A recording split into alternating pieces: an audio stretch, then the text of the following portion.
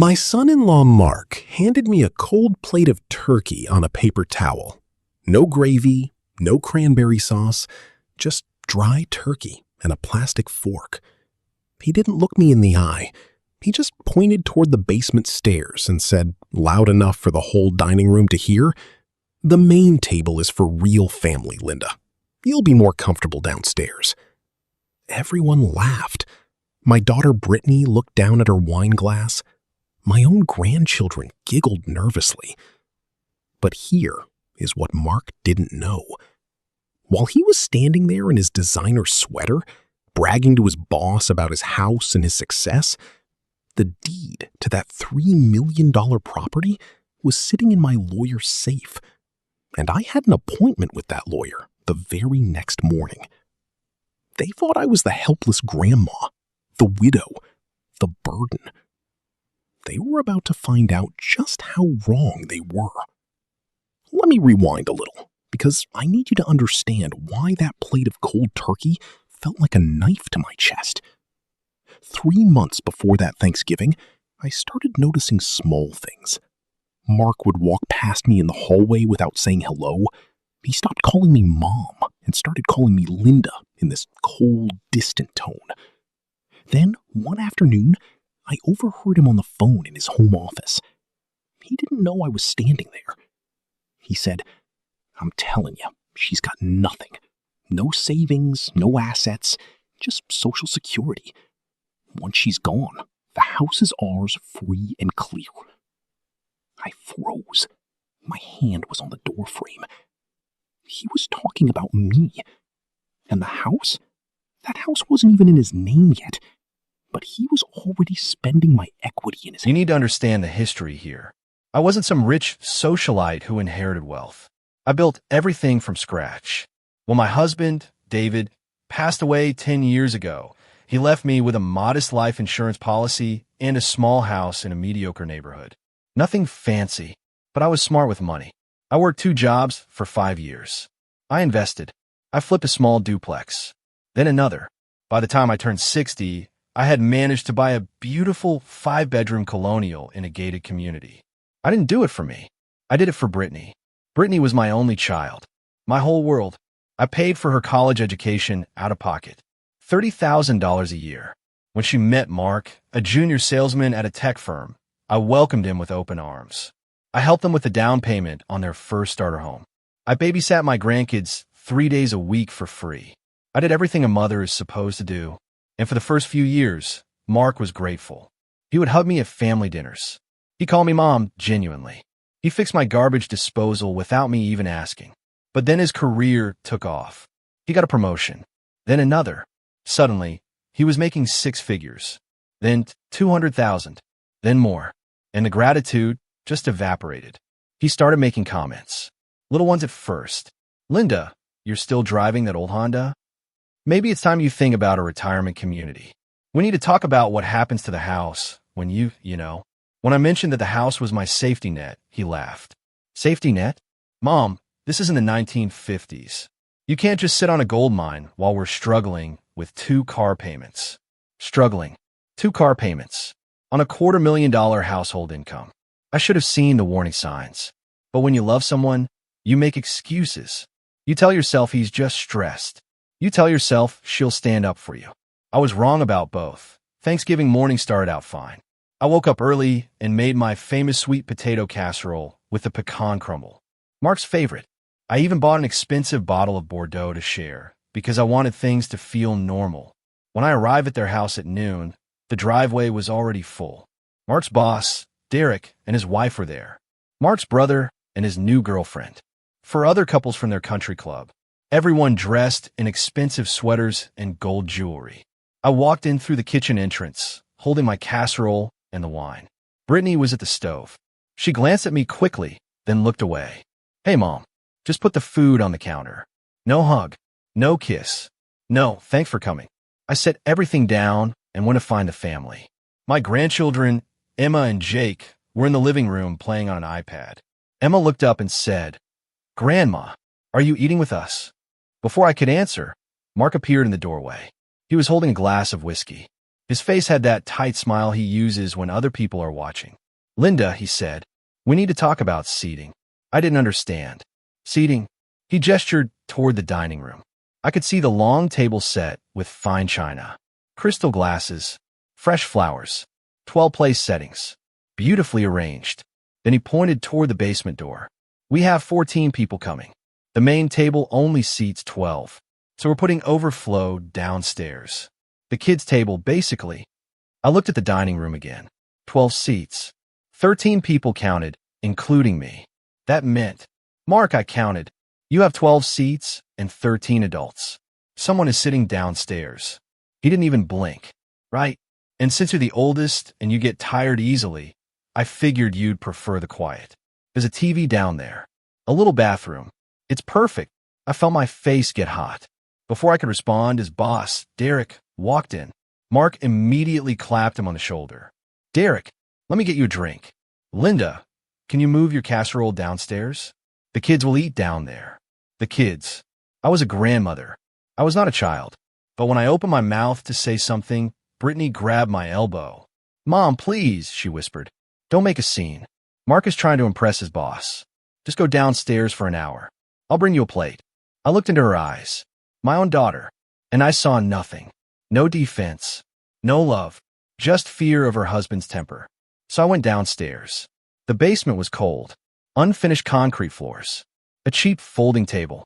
Plastic chairs. A small television playing football on mute. I sat there alone for 45 minutes. Finally, Mark came down. He wasn't carrying a plate of hot food with gravy and all the trimmings. He was holding a paper towel with a slice of dry turkey on it. No sides, no bread, no drink. "Here you go," he said, dropping in front of me. "Brittany said you're watching your carbs anyway." Then he added, with a smile, "Main table is for real family." And he walked back upstairs. I heard the laughter, the clinking of glasses, Emma giggling about something. And I sat there in the cold basement, holding a paper towel full of dry turkey, and I felt something inside me break, but also something else. Something harder. Something that had been sleeping for a long time. It was the last time I would ever let anyone treat me like that. You might be wondering why I didn't just leave. Why I didn't grab my purse and walk out the door. Because leaving would have solved nothing. Mark would have told everyone I was dramatic. Brittany would have blamed me for ruining Thanksgiving. And 3 months later, they would have found a way to push me out of that house anyway. I needed a different move. So here's what I did 3 months before that Thanksgiving dinner. While Mark thought I was just a lonely widow, I quietly walked into my attorney's office. His name is Mr. Harrison. He's a shark in a 3-piece suit, and he's been my friend for 20 years. I said, "Richard, I want to transfer ownership of my house. Not to Brittany, not to Mark, to a living trust, with me as the sole trustee." He nodded. "And when you pass away, the house goes to a scholarship fund. Not a single dollar to Mark or Brittany." Richard didn't even blink. He just smiled. "I'll have the papers ready by Friday." You see, Mark had been pressuring me for months to add his name to the deed. He said it was for estate planning. He said it would avoid probate. He said it was just paperwork. But I'm not stupid. I knew that once his name was on that deed, my name would disappear. I'd be in a nursing home within a year, and they'd sell the house out from under me. So I signed the trust documents. I filed them with the county, and I said nothing. Mark thought he was winning. He thought I was weak. He had no idea that the house he was bragging about to his boss, the house he was already spending his head, was never his to take. The next morning, I didn't call. I didn't text. I just showed up their front door at 9 a.m. with 2 cups of coffee. Brittany answered, still in her bathrobe. She looked surprised. "Mom, what are you doing here?" "We need to talk," I said. "All 3 of us." She hesitated, but Mark was already coming down the stairs. He was wearing his expensive robe and a smirk. "Linda, you're up early. Come to complain about the basement some more." I stepped inside without being invited. "No, Mark, I'm here to clear the air." We sat in their living room. Mark kept looking at his watch. Brittany kept twisting her hands. I stayed calm. I said, "Yesterday hurt me. Deliberately putting me in the basement while you entertained your boss. That wasn't an accident. That was a message." Mark didn't deny it. He just shrugged. "Linda, you need to understand something. This is our house, our family, our rules. You don't get to just hover forever. Hover. My voice was quiet. I paid for your wife's college. I helped with your down payment. I babysat your kids for free for 6 years. And you put me in the basement like a dog. Brittany finally spoke. Mom, Mark is under a lot of pressure at work. Stop. I held up my hand. I'm not here to argue. I'm here to tell you something important. I pulled a folded document out of my purse. Mark's eyes narrowed. What's that? That, I said, is the deed to my house. The house you've been trying to steal from me for 2 years. Mark laughed. Steal? We never tried to steal anything. We just wanted to be smart about inheritance. Is that what you were talking about on the phone 3 months ago? When you said, once she's gone, the house is ours free and clear. His face went pale, then red. You eavesdropped on me? I overheard you. In your own home. While I was a guest. I unfolded the document and turned it around so they could see it. This is the new ownership structure. The house isn't a living trust. I'm the sole trustee. When I die, the house does not go to you. It does not go to Brittany. It goes to a scholarship fund for underprivileged students. Silence. Brittany looked like I had slapped her. Mom, you can't be serious. I am completely serious. Mark stood up. His face was twisted. You can't do that. That house is supposed to be ours. We are only family. Funny, I said, standing up too. Yesterday, I wasn't real family. Today, I'm the only family. Which one is it, Mark? He opened his mouth to scream at me, but before he could, the front door opened. It was Richard Harrison, my lawyer, in a crisp suit, holding a leather folder. Mark looked at him, then at me. Who the hell is this? Richard smiled. I'm Mr. Harrison, Linda's attorney, and I'm here to make sure everyone understands the new legal reality. The next 30 minutes changed everything. Richard laid out the documents on their dining room table. One by one. The trust agreement, the transfer of deed, the beneficiary designation. Mark kept interrupting. This is fraud. She's not in her right mind. We'll challenge this in court. Richard didn't flinch. Mr. Thompson, Linda underwent a full cognitive evaluation by an independent psychiatrist 6 weeks ago. She passed with flying colors. I have the report right here. And I should also mention, Linda has recordings of every conversation where you pressured her to sign over her assets. Every single one. Mark's face went gray. Brittany started crying. Real tears this time. Mom, please. Can we talk about this privately? Without lawyers. I looked at my daughter. The same daughter who watched me walk down to a cold basement and didn't say a word. The same daughter who told me not to make a scene while her husband humiliated me. No, I said. We can't. Because you had your chance to talk privately. You had 10 years. And every single time, you chose him. Mark slammed his hand on the table. You think you're so smart? That house isn't a gated community. HOA fees are $800 a month. You can't afford that on Social Security.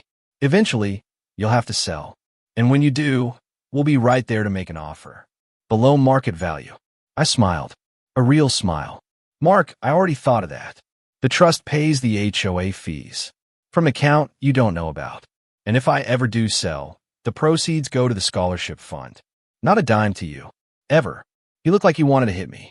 But Richard was standing right there, calm as a stone. Finally, Mark grabbed his jacket. I'm not staying here for this. Brittany, handle your mother. He walked out the front door and slammed it so hard a picture fell off the wall. Brittany stood there, alone with me and Richard, tears streaming down her face. Mom, what did I do? Why are you punishing me? I'm not punishing you, I said. I'm protecting myself. There's a difference. But I'm your daughter, and I was your mother, and you let him put me in the basement.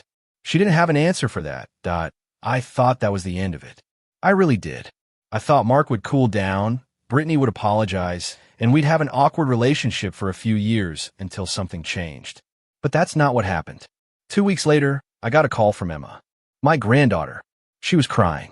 Grandma, Daddy said we can't see you anymore. He said you're trying to ruin our family. My heart broke. Not for me. For her. I drove to their house the next day. Mark wasn't home. Brittany was. She was packing boxes in the garage. What are you doing? I asked. She didn't look at me. We're selling the house. Mark got a job transfer. We're moving to Texas. You're running away. We're starting over. Brittany, look at me. She finally looked up. Her eyes were red. She looked exhausted. I said, I don't want to lose you. I never did. But I won't be treated like garbage just to keep the peace. She started crying again. Hard. I know, she whispered. I know. And I'm sorry. I'm so sorry, Mom. I was so afraid of losing him that I lost myself. And I lost you. I wanted to hug her. I really did. But something held me back. Not anger. Just exhaustion. So I did something unexpected. I pulled out a key from my pocket. A key to my house. You and the kids can stay with me. For as long as you need. But Mark is not welcome. Not ever.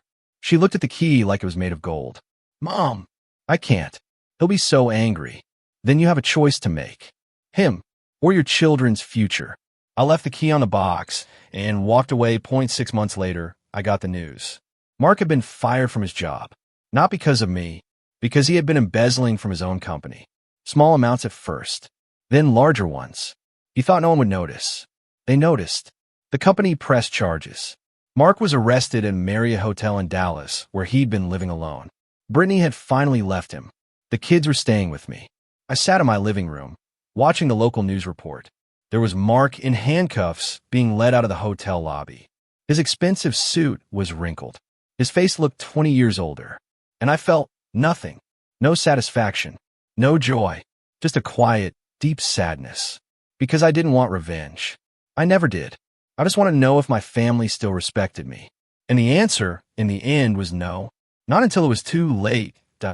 So here I am now. 72 years old.